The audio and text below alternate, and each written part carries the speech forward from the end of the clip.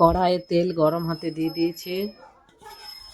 তো দেখো বন্ধুরা, আমি সকাল সকাল চাউমিন করতে বসে গেছি। তো কি কি নিয়েছি দেখতে পাচ্ছ সবাই। এখানে গাজর আছে, এখানে বাঁধাকপি আছে, এখানে পেঁয়াজ কলি আছে, এখানে বিনস আছে, আর এখানে ক্যাপসিকাম আছে, এখানে লঙ্কা আছে, পেঁয়াজ আছে, আর এখানে চাউমিন সিদ্ধ করা আছে এই যে জলে, গরম জলে।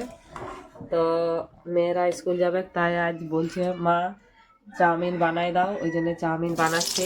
তো দেখো আগে পেঁয়াজ লঙ্কা দিয়ে দিলাম,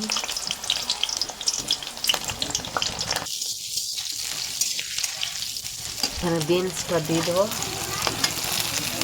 সব ধুয়ে ধায়ে আমি রেডি করে রেখেছিলাম বন্ধুরা। এখানে সব এক এক করে দিয়ে দেবো, এগুলো সব লাল করে ভাজবো।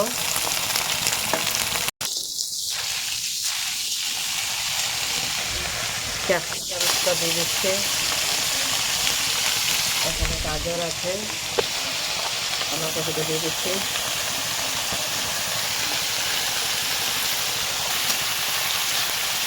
মেয়েগুলো বায়না করেছে মা স্কুল নিয়ে যাবো চাউমিন, তো তার জন্য চাউমিন বানা হচ্ছে। আর এই মশলাতে মেয়েরাকে সবজিও খাওয়াতে পারবো, যেহেতু ছোটো মেয়ে আমার সবজি খেতে চায় না।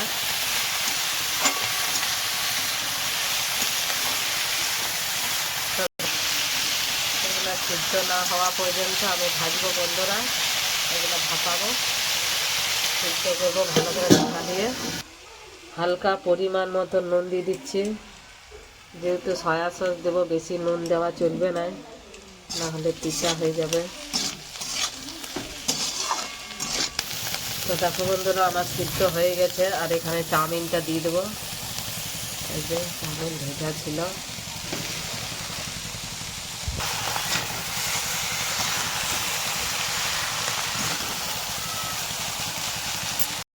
তো এখানে সয়া সস দিয়ে দিচ্ছি, এখানে টমেটোর সস, এই যে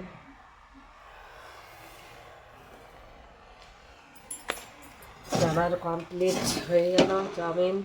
তো কার কার চাউমিন খেতে ভালো লাগে একটু কমেন্ট করে জানাবে বন্ধুরা।